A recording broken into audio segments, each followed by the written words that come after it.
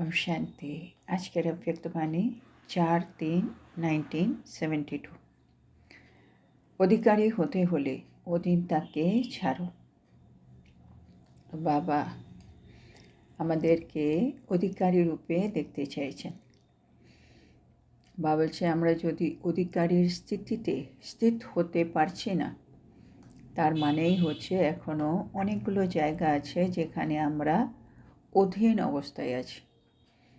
সেটা বাবা বলছিল চেক করতে, কি কোনো কোনো জায়গায় দেহের ভান আমাকে অধীন করে রেখেছে, কোনো কোনো জায়গায় পুরনো সংস্কার আমাকে অধীন করে রেখেছে, বা কোনো কোনো জায়গায় এখনও দিব্য গুণ সেই ধারণাগুলো এতটা পাকা হয়নি, যার জন্য আমি মাঝে মাঝে নির্বল হয়ে যাই, দুর্বল হয়ে যাই। আর সেই জন্য অধীন সে আমি অধিকারী হতে পারি না। বাবা বলছে আইদার তুমি অধীন হবে নাইলে অধিকারী হবে। আর আমি অধীন, আমি কি করে বুঝবো? অধীন যে হবে সে সবসময় চাইতে থাকবে, হ্যাঁ না, এটা করে দিলে আমি ভালো থাকবো, এটা করলে আমার মনের মধ্যে শান্তি আসবে, মানে সামনের দিক থেকে হলে আমি পাবো। আর অধিকারী হলো সর্বপ্রাপ্তি স্বরূপাত্মা। সামনে কিছু আসুক বা না আসুক তাতে কিছু আসে যায় না, ও নিজেই সর্বপ্রাপ্তি, মানে ভগবান থেকে সব কিছু নিয়ে একেবারে সন্তুষ্ট, যা আছে যেমন আছে ওর জন্য ওকে। আর তার জন্য দরকার বাবা বলছে সর্বশক্তির সম্পত্তি। আর সর্বশক্তির সম্পত্তি হচ্ছে আমাদের জন্মসিদ্ধ অধিকার। তো সেটা বাবা বলছে সব শক্তিগুলো এখন নিজেকে নিজের অধিকারই নিয়ে নিতে হবে। বাবা বলছে সदैव আমাদের বুদ্ধিতে শ্রেষ্ঠ সংকল্প যেন থাকে। তারপরে বাবা বলছেন अगर संकल्प श्रेष्ठ है तो वचन और कर्म में भी नहीं आ सकती, है ना। মানে সংকল্প যদি শ্রেষ্ঠ থাকে তাহলে আমাদের বাণী বা কর্মেও শ্রেষ্ঠতাই থাকবে। মানে শ্রেষ্ঠ সংকল্প করছি অথচ বাণী বা কর্মে শ্রেষ্ঠতা আসছে না, সেটা হতে পারে না। इसलिए श्रेष्ठ संकल्प को श्रेष्ठ बनाओ और सदैव सर्वशक्तिमान बाप के साथ बुद्धि का संग हो। আমি যদি আমার বাণী বা কর্মকে শ্রেষ্ঠ বানাতে চাই, তার একমাত্র উপায় সংকল্পকে শ্রেষ্ঠ বানাও। আর সংকল্প শ্রেষ্ঠ হবে কি করে? যখন আমি সবসময় সর্বশক্তিমান বাবার সাথে আমার বুদ্ধির যোগাযোগ রাখব। ऐसे सदैव संग के रंग में रंगे हुए हो। তো বাবা বলছেন এবার তুমি চেকিং করে দেখো কি আমি আত্মা সব সময় বাবার সঙ্গে থাকি কিনা। মানে আমি যেখানে যাচ্ছি, বসছি, খাচ্ছি, কর্মে আছি, মানে মনসা বাচা কর্মনা সব সময় বাবা বাবা বাবা, যেটা বাবা বলে কম্বাইন্ড, মানে বাবাই আমার সংসার। যেমন বলে কি, মানে মাছ, যেমন মাছের জীবনই হচ্ছে জল, ও জলে ভেতরে থাকলে ও কত ভালো থাকে, জল থেকে বের করলেই ও কেমন কেমন করে, হ্যাঁ না, মানে আনকমফোর্টেবল, মানে জল ছাড়া আমি বাঁচবো হতেই পারে না। আমাদেরও বাবা হচ্ছে আমার সংসার, তো বাবা ছাড়া আমি বাঁচবো সেটা আমার পক্ষে সম্ভব না ভাবাও। তো এরকম জায়গায় বাবা চলে আসতে হবে আমার, তার মানেই হচ্ছে আমার বুদ্ধি যোগাযোগ বাবার সাথে পাকা হয়ে গেছে, তার মানেই হচ্ছে আমি বাবার সঙ্গে রঙে রঙিন হয়ে আছি। তখনই আমার সংকল্প শ্রেষ্ঠ হবে, আর সংকল্প শ্রেষ্ঠ হলে আমার বাণী কর্ম দিয়ে সেই শ্রেষ্ঠতা বোঝা যাবে। তারপরে বাবা বলছে अनुभव करते हो वह अभी जाने के बाद अनुभव करेंगे। মানে আমি বাবার সঙ্গে রঙে রঙিন হয়েছে কিনা সেটা এখন ফিল করতে পারছো, অনুভব না মনে হয়েছে মধুবন থেকে যাওয়ার পরে গিয়ে করবে। सदैव यही समझो कि सोचना है व बोलना है व करना है तो कमाल का कॉमन नहीं। বাবা কত সুন্দর আমাদের কথা বলছে সর্বদা এটাই চিন্তন করো, আমি যা সংকল্প করব, যা বলবো, যা করব বা যা দেখব, মানে যা কিছুই করব সেটা আমি কামাল করে দেখাবো, মানে ওইটা অসাধারণ হবে, কমন নয়, সাধারণ নয়, তাই না? মানে বা বলে কর্মের ফিলসফি তো আমরা জেনেই গেছি না, কর্মের গুহ্য রহস্য, যে করবে সে পাবে। আমি যা সংকল্প করব তার ফল কে পাবে? আমিই পাব। আমি অন্যের জন্য ভালো ভাবছি, কিন্তু ওটা একটা কর্ম, ওর ফলটা কিন্তু আমিই পাচ্ছি। তাহলে আমি যদি জানি কি আমি যেটা করছি তার ফল আমিই পাবো, তাহলে আমি একেবারে সাধারণ করবই কেন? আমি অসাধারণ বা ম্যাক্সিমাম যতটা করা যায় করব না কেন? হ্যাঁ, আমি কাউকে 5,000 টাকা দেবো, আমি যদি জানি ওই 5,000 টাকাটা আমার কাছে এমনিই ফিরে আসবে, তাহলে আমি ওকে 10,000 টাকাও দিতে পারি, আমি জানি 10,000 টাকাও আমিই পাবো। আমি 1 লাখও দিতে পারি, আমি জানি 1 লাখ টাকা রিটার্ন আমিই পাবো। তো যদি এটা একেবারে ক্লিয়ার থাকে কি যে করবে সে পাবে, তাহলে বা বলছে তুমি যা সংকল্প করো, যা বলো, যা করো সবই কামাল করো, কমন কেন করছো? মানে সাধারণ কেন করছো তাহলে? কেন আমি সাধারণ করলে কি হবে? এর রিটার্নটা মানে ভাগ্যটা যখন ফিরবে, কর্মের ফল ভাগ্য হিসেবে যখন আমার জীবনে আসবে, সেটা সাধারণই হবে। তখন আমার ভালো লাগবে না যখন আমি দেখবো আমার আশেপাশে সবাই একটু আমার থেকে বেটার, আমি অতটা বেটার হয়নি, তখন আমার খারাপ লাগবে। কিন্তু তখন আমি ভুলে যাচ্ছি এইটারই যখন কর্ম করেছিলাম তখন ওইটা আমি কিন্তু সাধারণ করেছিলাম। করার সময় আমার মনে থাকছে না, ফলের সময় আমরা কম্প্যারিজনে চলে আসছি।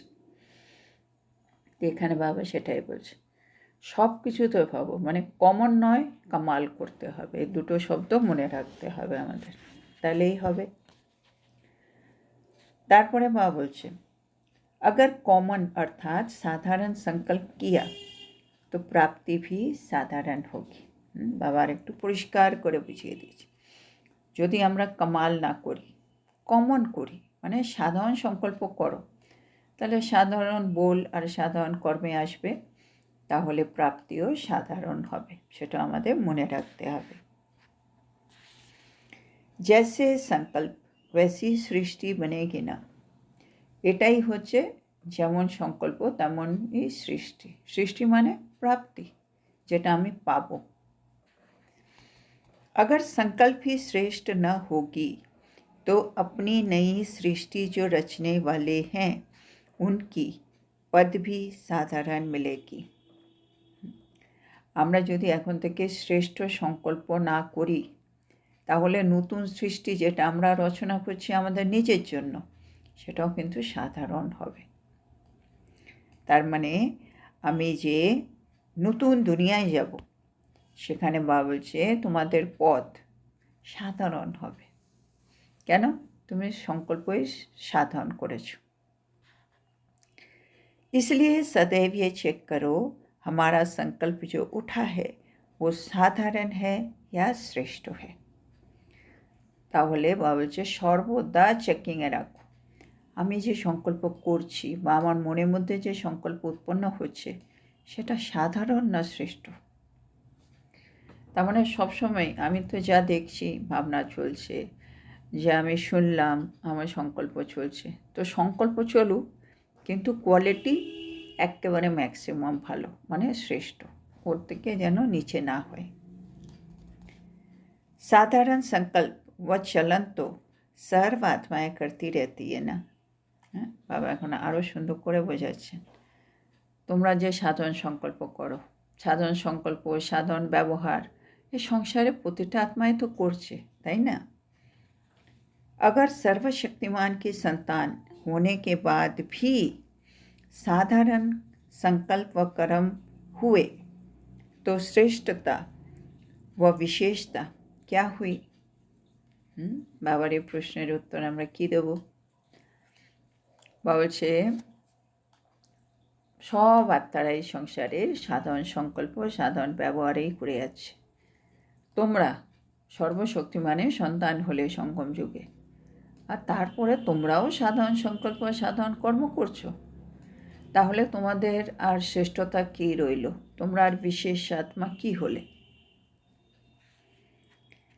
मैं विशेष आत्मा हूँ, इस कारण हमारा सभी कुछ विशेष होना चाहिए।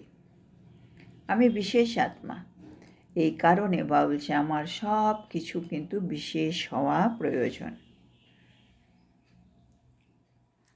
अपने परिवर्तन से आत्माओं को अपनी तरफ व अपने बाप की तरफ आकर्षित कर सको, अपनी देह के तरफ नहीं, अपनी अर्थात आत्मा की रूहानियत के तरफ। তো বাবা বলছেন এখন আমাদের পরিবর্তন করতে হবে, আমাকে নিজে পরিবর্তন হতে হবে, আমাকে অন্য আত্মাদেরকে পরিবর্তন করতে হবে, তাদেরকে বাবার দিকে আকৃষ্ট করতে হবে।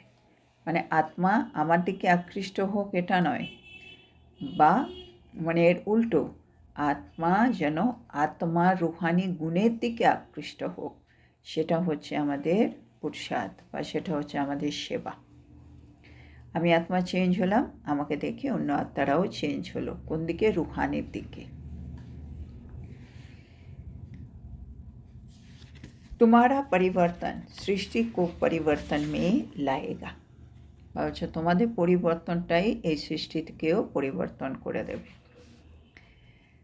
सृष्टि का परिवर्तन भी श्रेष्ठ आत्माओं के परिवर्तन के लिए रुका हुआ है। বলছে সৃষ্টির পরিবর্তনও শ্রেষ্ঠ আত্মাদের পরিবর্তনের জন্য কিন্তু আটকে আছে। পরিবর্তন তো লানা হ্যায়, বা বলছে পরিবর্তন তো আনতেই হবে।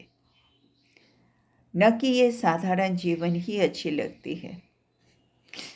বাবা সুন্দর করে জিজ্ঞেস করছে, বলো, ভেবে চিনতে বলো। বাবা বলছে এখন নতুন দুনিয়া আসবে, তোমাদেরকে নতুন দুনিয়ার জন্য তৈরি হতে হবে, তার মানে পরিবর্তন আনতে হবে। তাহলে তোমরা বলো, তোমরা পরিবর্তন আনবে নাকি তোমাদের এই সাধারণ এই যে কলিযুগী জীবন যেটা চলছিল, সিম্পল জীবন, এটাই পছন্দ? মানে পুরানা দুনিয়া পুরানো জীবন, ওটা ভালো লাগছে না পরিবর্তন করে নতুন জীবনের দিকে আমরা এগোব? ये स्मृति वृत्ति और दृष्टि अलौकिक हो जाती है तो इस लोक का कोई भी व्यक्ति व कोई भी वस्तु आकर्षित नहीं कर सकती। বলছে আমরা এখনও মাঝে মাঝে আকৃষ্ট হয়ে যাই এই পুরনো দুনিয়ার দিকে, এর কারণ আমাদের মধ্যে এখনও লৌকিকতা রয়ে গেছে। যেন বাবা বলছে যদি আমাদের স্মৃতি বৃত্তি দৃষ্টি অলৌকিক হয়ে যায়, মানে রুহানিয়ত চলে আসে, তাহলে এই লোকের, এই মৃত্যু লোকের কোনো ব্যক্তি হোক বস্তু হোক আমাকে আকর্ষিত করতে পারবে না। तो समझना चाहिए कि स्मृति में या वृत्ति में या दृष्टि में अलौकिकता की कमी है अगर आकर्षित करती है तो। বাবা বলে দিল, এখানে একটা সিম্পল ফর্মুলা চলে এলো। বাবা বলছে যদি আমি এই পুরনো দুনিয়ার দিকে আকৃষ্ট হচ্ছি, তাহলে বুঝে নিতে হবে আমার স্মৃতি বৃত্তি দৃষ্টিতে অলৌকিকতার অভাব রয়েছে। আর যদি কেউ আকর্ষণ করছে না, তার মানে আমার স্মৃতি বৃত্তি দৃষ্টি অলৌকিক হয়ে গেছে।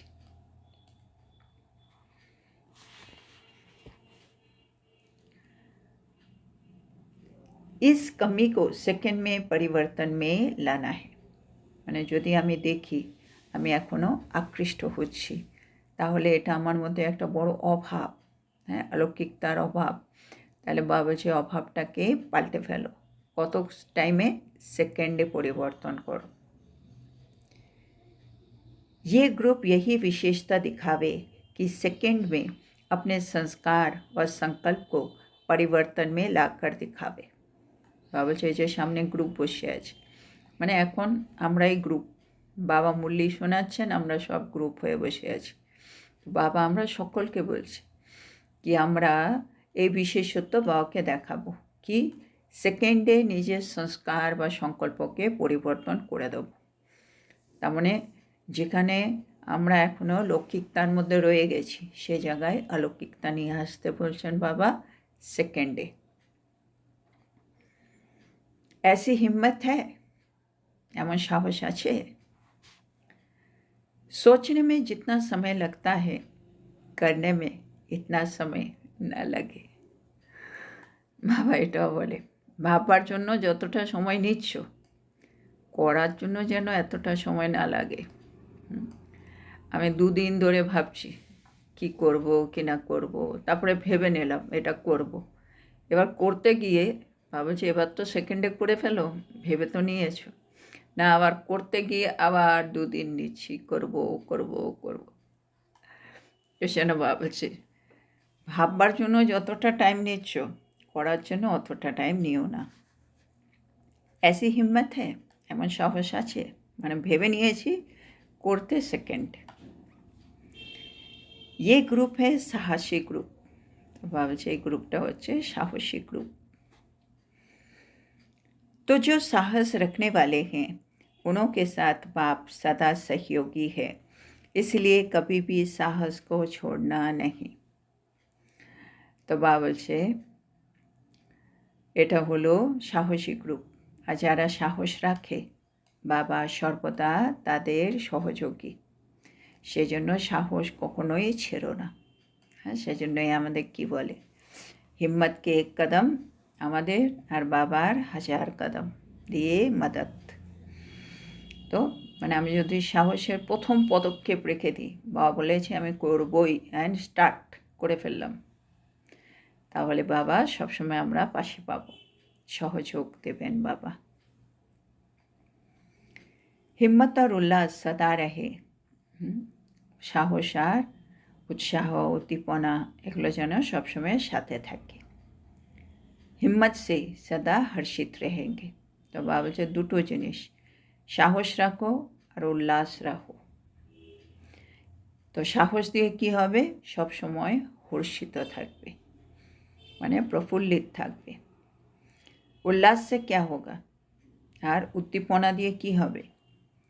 উল্লাস किसको खत्म करता है, মানে আমি আমার জীবনে উল্লাস রাখলে উল্লাস আমার জীবনে কী জিনিসটাকে শেষ করে দেবে। বাবা বলছে আলস্যকে। হ্যাঁ না, অনেক সময় মনে হয় ওফো কে কাজ করবে, যেমন আলস্য, দূর এত বড় কাজ এত এই, মানে আমরা এক্সকিউজ খুঁজে বেড়াচ্ছি আলস্য আছে বলে। কিন্তু তখনই উল্লাস চলে আসে, যেমনই হোক আমরা করেই দেখাবো, তখন আলস্য ছুমন্তর হয়ে যাবে। তো সেজন্য বাবা বলছে যদি সাহস রাখি তখন আমরা সব সময় হর্ষিত থাকি। হ্যাঁ না, আমরা করেই দেখাবো।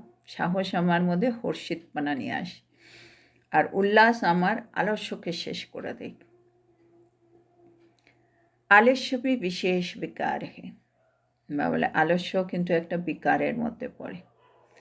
সেজন্য বাবা একটা মূল্যতে 7খানা বিকার বলেছিল, মানে 5টা তো মেইন, কাম ক্রোধ লোভ মোহ অহংকার, আর 2টো বিকার ভয় আর আলস্য। आलस्य एक विकार।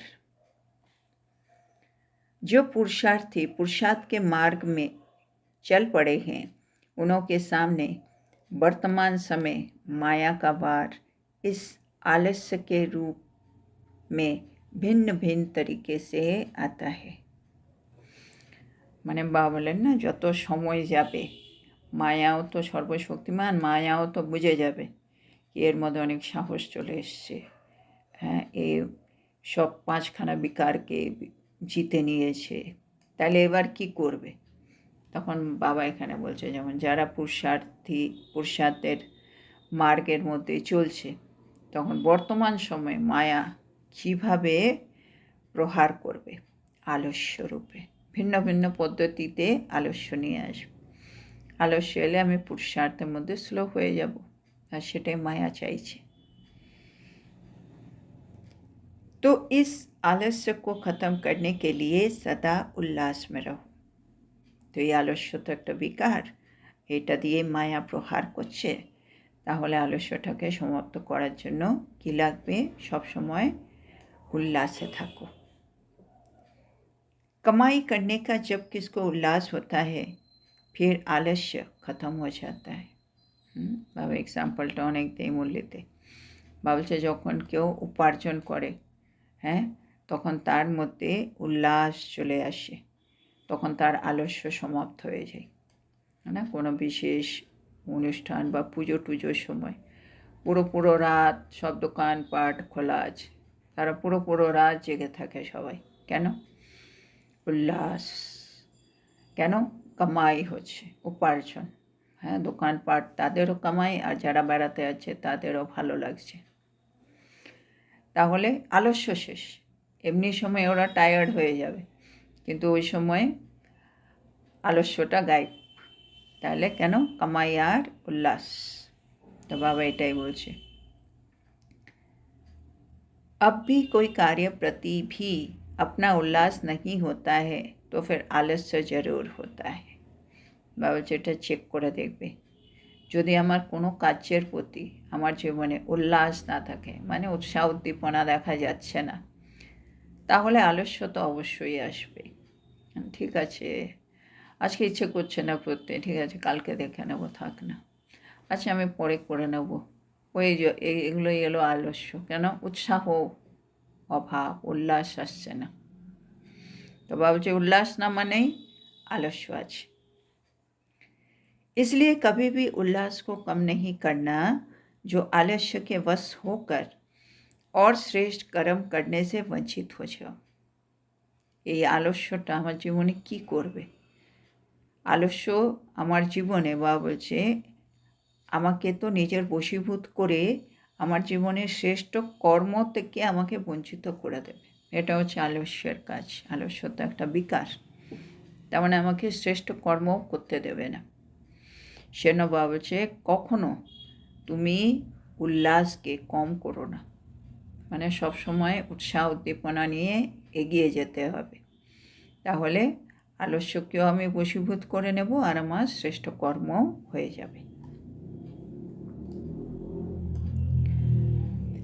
आलस्य भी कई प्रकार का होता है। बाबा बलছে आलस्य विभिन्न प्रकारेर হয়। अपने पुरुषार्थ में आगे बढ़ने में आलस्य बहुत विघ्न रूप बन जाता है। बाबा বলছে আমাদের পুরুষার্থের মার্গে আমি অগ্রসর হতে চাই, কিন্তু সেক্ষেত্রে অনেক ক্ষেত্রে আলস্য অনেক বিঘ্ন রূপ হয়ে দাঁড়ায়। ये जो कहने में आता है ना, अच्छा सोचेंगे, ये कार्य करेंगे, कर ही लेंगे, ये आलस्य की निशानी है। বাবা বলছে এই যে তোমরা বলো না, আচ্ছা ঠিক আছে এই কাজটা আমি করে দেবো, করেই নেব, ভাবছি করব। বাবা বলছে এগুলো হচ্ছে সব আলস্যের লক্ষণ। এই শব্দগুলো करेंगे, कर ही लेंगे, हो ही जाएगा, लेकिन नहीं, करने लग पड़ना है। বাবা বলছে যে তোমরা বললো করবো, করেই নেবো বাবা, চিন্তা নেই, আমরা হয়েই যাব বাবা, চিন্তা নেই। বাবা বলছে এরকম বলবে না, কিন্তু এগুলো না বলে সোজা করার জন্য লেগে পড়ো। মানে করবো করবো বলো না, স্টার্ট ডুইং, করে ফেলো এবার। जो नॉलेज व धारणाएं मिली है वो बुद्धि में धारण तो की है ना। বাবা বলছে বাবা এতদিন ধরে পড়াচ্ছে, আমাদেরকে এত নলেজ দিয়েছে, এত ধারণার পয়েন্ট দিয়েছে, বাবা বলছে নিশ্চয় এগুলো সব আমাদের বুদ্ধিতে ধারণ তো হয়ে আছে, তাই না?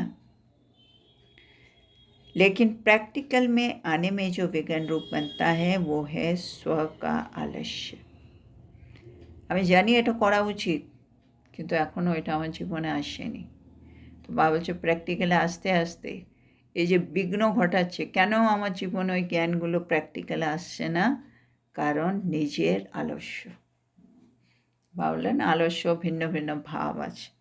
একটা হচ্ছে আমি নিজের কাজগুলো ফেলে রাখি, এমনি কাজগুলো করে দিই, বা আমি বাইরের মধ্যে এর কাজটা করব না, এর কাজটা ছেড়ে দিই, ওর কাজটা করি, এগুলো আলস্য। তা আমার নিজের মধ্যে অনেক আলস্য আছে, যেটা আমাকে ধারণা করতে বলছে বাবা, সেটাতেও আলস্য চলছে আমার, যেটা আমাকে ছাড়তে বলছে তার মধ্যে আলস্য চলছে। সেজন্য বাবা বলছে বুদ্ধিতে এসে গেছে, কিন্তু প্র্যাকটিক্যালের স্বরূপে আসছে না এখনো। अच्छा, कल से लेकर करेंगे, फलाना करे तो हम भी करेंगे, आज सोचते हैं कल से करेंगे, ये कार्य पूरा करके फिर ये करेंगे, ऐसे ऐसे संकल्प ही आलस्य का रूप है। তো বাবা কত এক্সাম্পল দিয়ে আমাদেরকে বুঝিয়ে দিলেন আলস্য রূপ কীরকম। বাবা বলছে যেমন আমরা বলি আচ্ছা বাবা কালকে থেকে করব, আচ্ছা বাবা অমুক যদি করে নেই না বাবা তাহলে আমি করে নেব, বা আচ্ছা বাবা আমরা একটু ভেবে দেখব কি আমরা কালকে থেকে করব, বা আমরা বলি বাবা এই কাজটা সম্পূর্ণ হয়ে যাক তারপরে আমরা করে দেখাবো। হ্যাঁ, তো বাবা বলে এই যে অতগুলো সংকল্প করছো এগুলো সবগুলোই হচ্ছে তোমার আলস্যর বিভিন্ন রূপ। তো আজকে আমরা এখানেই থামব। তো আজকে আমাদের বাবা আমাদেরকে অনেক কিছু বোঝালেন। তো বাবা বলছেন সংকল্প শ্রেষ্ঠ করতেই হবে, তবেই আমাদের বাণী আর আমাদের কর্মে শ্রেষ্ঠতা আসবে। আর সংকল্পকে শ্রেষ্ঠ করতে হলে সবসময় সর্বশক্তিমান বাবার সাথে আমাদেরকে বুদ্ধিযোগ রাখতে হবে। আর তার জন্য চেক করো কি তোমরা বাবার রঙে রঙিন হয়েছ নাকি। Checking point. রঙিন হয়ে গেলেই আমার সংকল্পের মধ্যে শ্রেষ্ঠতা চলে আসবে। তারপরে বাবা বললেন দুটো শব্দ, কামাল করনা হ্যাঁ কমন নাকি। তাহলে বাবা বলছে যা সংকল্প করব, যা বলবো, যা করব বাবা এখন আর কমন করব না, সাধারণ করব না যেটা পুরো সংসার করছে, আমরা কামাল করে দেখাবো, অসাধারণ করব। বাবা বলছে তোমরা যেমন সংকল্প করবে না তেমনই সৃষ্টি হবে। সেটা সংকল্প শ্রেষ্ঠ করো তাহলে তোমার নতুন সৃষ্টিটাও শ্রেষ্ঠ হবে। তার মানে আমি নতুন দুনিয়াতে গিয়েও শ্রেষ্ঠ পথ পাবো, মানে উঁচু পথ পাবো, না হলে আমরা সাধারণ পাবো। বা বলছে মানে পুরো দুনিয়ার আত্মারা সাধারণ সংকল্প করছে, সাধারণ ব্যবহার করছে, আর তোমরা এখন সঙ্গম যুগে সর্বশক্তিমানের সন্তান, আর তোমরাও সাধারণ সংকল্প আর সাধারণ কর্ম করো, তাহলে এটা কি কোনো বিশেষত্ব হলো, কোনো শ্রেষ্ঠতা হলো? তোমরা বিশেষ আত্মা, তোমাদের সব কিছু কিন্তু বিশেষ হওয়া উচিত। জন্য নিজের পরিবর্তনটাকে দেখো, নিজের পরিবর্তন দিয়ে অন্য আত্মাদের পরিবর্তন করো আর তাদেরকে বাবার দিকে আকৃষ্ট করো। তারপরে বাবা বলছে তোমরা পরিবর্তন হলে তখনই তো সৃষ্টি পরিবর্তন হবে। তোমাদের কি এই সাধারণ জীবন এখনো ভালো লাগে? তারপরে বাবা বললেন আবার আমরা কি এখনো কোনো ব্যক্তি বা বস্তুর আকর্ষণে আকৃষ্ট হই? যদি হচ্ছি তার মানে এখন আমাদের স্মৃতি বৃত্তি দৃষ্টিতে অলৌকিকতার অভাব আছে। বাবা বলছে সে অভাবটাকে দেখো আর সেটাকে সেকেন্ডে পরিবর্তন করো। বাবা বলছে ভাবার জন্য যত সময় নিচ্ছ করার জন্য এতটা সময় নিও না। সাহস আর উল্লাস দুটোকে সাথে রেখো। সাহস দিলে সবসময় হর্ষিত থাকবে, আর উল্লাস সাথে থাকলে তোমাদের জীবনের আলস্য চলে যাবে, সমাপ্ত হয়ে যাবে। বাবুচে যেমন কি উপার্জন করে তখন সে সব সময় উল্লাসটা ধরে রাখে, কেননা উল্লাস সাথে থাকলে আলস্য শেষ হয়ে যায়। তো বাবা বলছে তোমরাও একটু দেখো কোথায় কোথায় মানে আমাদের জীবনে আলস্য আছে, যার জন্য আমি শ্রেষ্ঠ কর্ম থেকে কিন্তু বঞ্চিত হয়ে যাচ্ছি, তাহলে আমার শ্রেষ্ঠ ভাগ্য হবে না। তো বাবা কিছু এক্সাম্পল দিয়েছে যেগুলো আমরা বলি ঠিক আছে বাবা করব, করে নেব, হয়ে যাবে। বাবা বলছে এগুলো হয়ে যাবে না, করে ফেলো, তাড়াতাড়ি করে ফেলো। নলেজে তো বুদ্ধি চলেই এসেছে, এবার একটু প্র্যাকটিক্যালিও চলে এলে ভালো হয়। আর তার মাঝখানেই হচ্ছে একটুখানি আলস্য, এই যে কালকে থেকে করব, অমুক করলে আমি করব, হ্যাঁ বাবা আজকে আমি ভেবে দেখছি কালকে থেকেই হবে, এ কাজটা করে নি বাবা, তারপরে করব। বাবা বলছে সব সংকল্প হচ্ছে আলস্য রূপ, এগুলোকে খুঁজে বের করতে হবে আর এগুলোকে সেকেন্ডে শেষ করে দিতে হবে উল্লাসের মাধ্যমে, আর শ্রেষ্ঠ কর্ম করে বাবাকে দেখাতে হবে। তো আজকের এত সুন্দর শিক্ষার জন্য আমরা আমাদের প্রিয় শিব বাবাকে বলবো ধন্যবাদ বাবা, ধন্যবাদ। ওম শান্তি।